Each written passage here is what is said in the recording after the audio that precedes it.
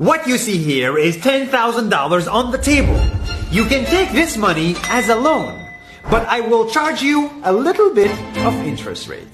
Like most people, you take the money and you go buy a nice car. But in 10 years, it's time to pay me back. And because of interest rates, now you owe me $20,000 and not 10. You will say, I don't have money to give you. And if you don't, I take your car and a piece of your house. This is how debt works. And after 3 years of traveling the world, I noticed that this is exactly what China is doing.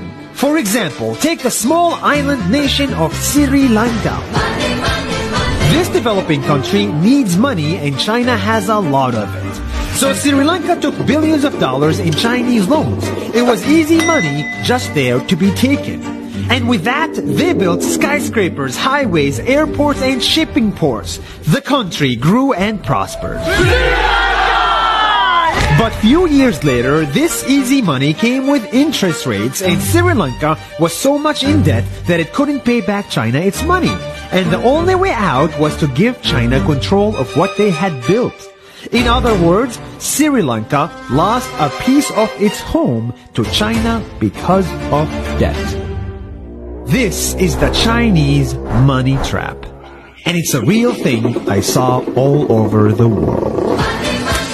In Papua New Guinea, I saw $2 billion in loans given by the Chinese to build skyscrapers, infrastructures, and ports. But there is no way this remote developing country can pay it back or its interest rate. And the only way out is to give China control of the country. In the Maldives, Pakistan, Malaysia, Laos, Kazakhstan, Mongolia, Egypt, Kenya, and South Africa, the same thing is happening, and many countries are struggling to pay back Chinese loans. If you look closely, all these infrastructure projects like highways, ports, and bridges connect to China through the sea or through the land to form something far bigger, far more powerful than just a bridge. A new Silk Road.